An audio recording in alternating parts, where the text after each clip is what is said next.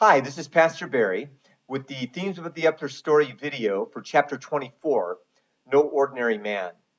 Before we get to chapter 24, I wanted to take just a moment to do a little housekeeping. One thing is to remind you that you can find all kinds of resources to study the story, both personally and in your group, at the discipleship group's website of Lighthouse. And I'll give the URL for that in a minute. If you need to grab a pen or whatever, you can do that now.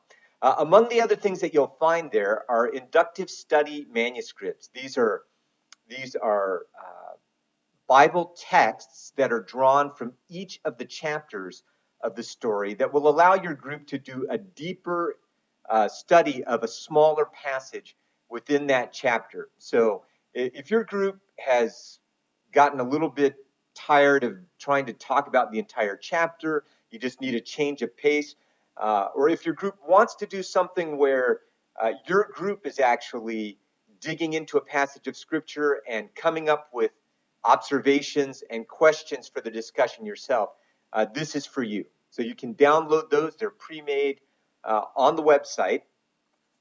This is the one for chapter 24. It's from Luke chapter 15. And this one is marked up because it has my notes on it. So every week, I will study the passages myself and post my notes online. It is just to give you a warning, this is not a full Bible study. You can't just pull this out and suddenly have a Bible study.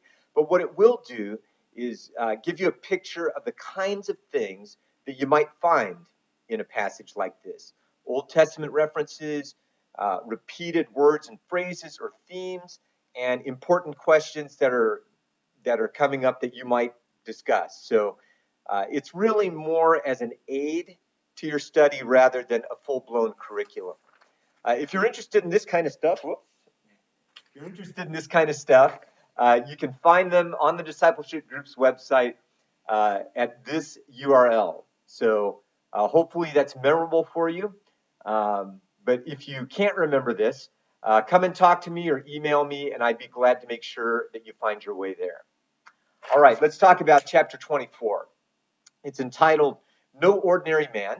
The chapter breaks down into roughly two halves. The first half is teachings of Jesus, largely parables, but also a lot of the Sermon on the Mount. The book helpfully defines parables as stories in which Jesus uses figures from everyday life to drive home a particular point in terms of teaching. I think that's often true, but I want to kind of open up that definition a little bit because parables function in more than one way. And one of the ways that fascinates me and that I hope you'll explore is that often parables do not make a clear point. In fact, parables are often more like puzzles or riddles that Jesus uses to reveal the conditions of people's hearts, to see whether they're really hungry for the truth and whether or not they will come to him. I actually think that Jesus tells some of his parables in a way that it would be impossible for us to ever know what he was talking about unless he explains it. And so I think he is intentionally sort of setting out the bait to see who will respond to him and who will simply walk away. And of course, in the teaching of Jesus, he's always looking for those who will come to him, those who are not satisfied with just a story, not satisfied to just make up a meaning to the stories, but will actually come to him. Because ultimately, I think that's what Jesus is after. It's more than just about the information that he's trying to get across. It is about a relationship. It's about trying to connect us to himself. And so I think a proper response to the parables is not just that we get the meaning of them, but that they invite us into a relationship with Jesus. The second half of the chapter is more about different interactions that either people have over Jesus or with him. And so you see things like the calming of the storm, Jesus' deliverance of a man with thousands of demons, his healing of a woman who has been sick for a dozen years, has this issue of blood, at the same time that he's on his way to go and raise a little girl. Well, actually, he's supposed to be healing a little girl, and she dies while he's en route. Anyway, these stories and more are supposed to reveal something to us about who Jesus is and what he reveals to us about who God is. So, as you're reading those stories, I think it's fine to try to get the details of all the stories straight, but you're looking for more than just sort of rote memorization of becoming familiar with stories. You're always using the stories as a window to look through to what is behind them. What are we supposed to actually see about who Jesus is, about what it means to belong to him, to be one of his followers, to have a life with him. So don't just stop at the facts of the story. You're trying to dig deeper to who God really is and what it means to have a life with him. All right, let's talk about some of the bigger themes within this particular chapter. What do we see in this particular chapter? I found three things here, and you can tell me if you feel like this is accurate or not. The first one is drawn from the title of the chapter, that Jesus is no ordinary man. He goes about healing the sick and freeing people from demonic oppression. He does miracles. And more than that, he empowers his disciples to do miracles.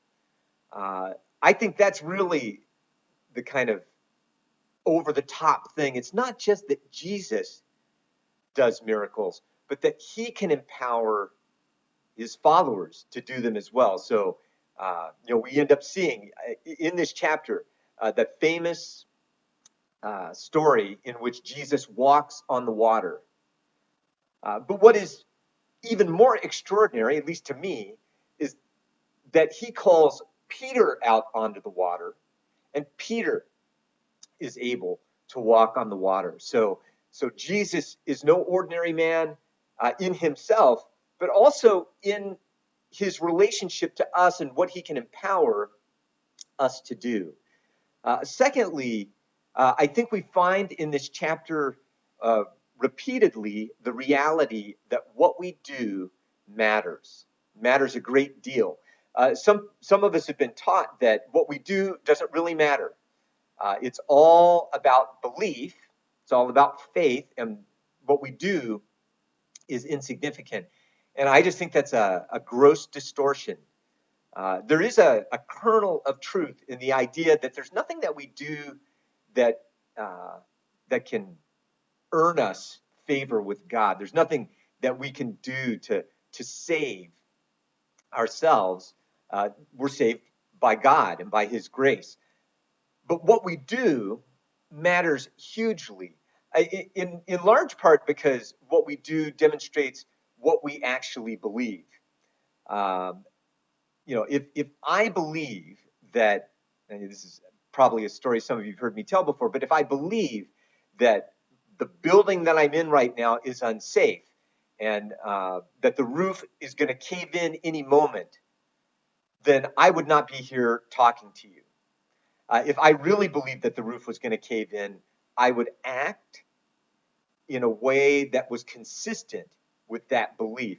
And when we say that we believe in Jesus and we believe that he's the Son of God and we believe that he forgives our sins and we believe that he empowers us for ministry, if we really believe those things, then we will live a certain way. And if we don't live in accordance with that, we really can't say that we believe. Jesus points out the believing thing a couple of times in this chapter alone that I'm thinking of.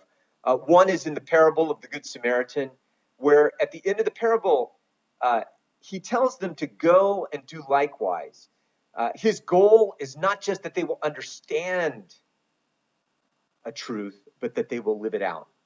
At the end on this, getting a little ahead of myself, at the end of the Sermon on the Mount, Jesus tells this story about two builders, one that builds his house on the rock, and his house is able to stand when the storms and the floods come, and then one who builds his house on sand, and his house does not stand in the storms, and when the floods come, his house is destroyed massively. And Jesus says that the difference between the two kinds of builders is not whether they heard the truth or whether they understood Jesus' words, but rather whether they acted on them. And so what we do matters a great deal. Don't run around saying that you believe in Jesus if you're not willing to obey the things that he says. Jesus says, "Why do you call me Lord, Lord, but you don't do the things that I tell you?" All right. The third thing that I think stands out very strongly in this chapter is that Jesus is enigmatic. He is a puzzling, confusing sometimes person. Jesus tells these parables, and they're not always clear. Some of them seem designed to hide the truth, to force people to come to him. Jesus calms the storm. It's an amazing miracle, but he doesn't explain himself and sort of leaves them to kind of infer what that means about him. He delivers Legion, the man with the thousands of demons, but he does it in a way that leads to massive property loss. 2,000 pigs are destroyed that day. And of course, to many of us, it's no big deal because they're not our pigs. But if Jesus saved some crazy person downtown that was always harassing people, but he did it by destroying an entire, or did it in a way that destroyed an entire office building. A, you would not be surprised when he wasn't welcome in that area, and B, it would raise all kinds of questions about why he felt the need to do it in that particular way. What is the point that he's making there? Jesus is on his way to heal a little girl and ends up being touched by a woman who is healed when she touches his clothes. And that's an amazing story, but then Jesus stops and refuses to budge until he can deal with this woman who has touched him. Now, again, I don't think we get the feel of what that's like when he's in this urgent situation with this little girl who is really, really sick, and eventually, because Jesus is taking a while, ends up dying while he's dealing with this woman. Jesus' sense of time is not our sense of time. Jesus reassures the imprisoned John the Baptist that he really is the Messiah, that John had it right. But then he leaves John in prison, eventually to be beheaded. And I would think that would raise some questions for John's followers, for John himself, and perhaps for us as well. When faced with 5,000 hungry people, Jesus tells his disciples to feed them, even though there's no obvious way that they would be able to do that. Jesus calls Peter out to walk on the water and empowers him to do that, but then does allow him to begin to sink. Now, Jesus doesn't let him drown or anything like that, but why does Peter sink at all? I mean, given that Peter could never walk on the water under his own power, it's all Jesus' power anyway, then why does Jesus let him sink at all? And then Jesus scares away a bunch of people by saying, "Eat my flesh, drink my blood." And when they begin to leave, he allows them to leave rather than explaining himself. It's just a symbol, it's just a figure of speech. He doesn't do that. Why? Why does he let them walk? Why does he turn to his own disciples and say, "Are you going to leave me too?" Jesus is an enigmatic figure. He's a puzzling figure, a sometimes confusing figure. What does that mean for us? All right. Well, those are some of the thoughts from chapter 14. I hope you're enjoying your study of the story. Again, please remember that next week is your missional activity, and I do encourage you to try to do your missional activity in one area. They can be service activities, they can be learning activities. In other words, if you commit to homelessness as your area of missional activity this year, it doesn't mean that you have to feed the hungry every single month. Maybe one of those months you'll take to read a paper about homelessness and talk together about a Christian response to homelessness. Maybe one of your times you'll go on a field trip to one of the ministries that serves the homeless, not so that you can serve the homeless, but so that you can learn from people that do serve the homeless about how to make a difference in that area. I went with a group that went to visit Operation Night Watch in Seattle. It was very helpful to me in terms of understanding the problem of homelessness and ways that we might address it. Just recently went to the Plymouth Housing Luncheon and again learned a ton about the way that problem is being addressed and why it makes more sense to approach it in some ways than others. So those things count as missional activity too. It's not just the doing. It is about being formed by God and being formed by God together to care about the things that God cares about making right. This is what the kingdom of God is about the kingship of God coming to remake every area of life. Well, that's everything I have for chapter 24. Have a great week, and we'll have a video in a couple of weeks after your missional activity to kind of get you back on track with the story. God bless you, and give God your absolute best.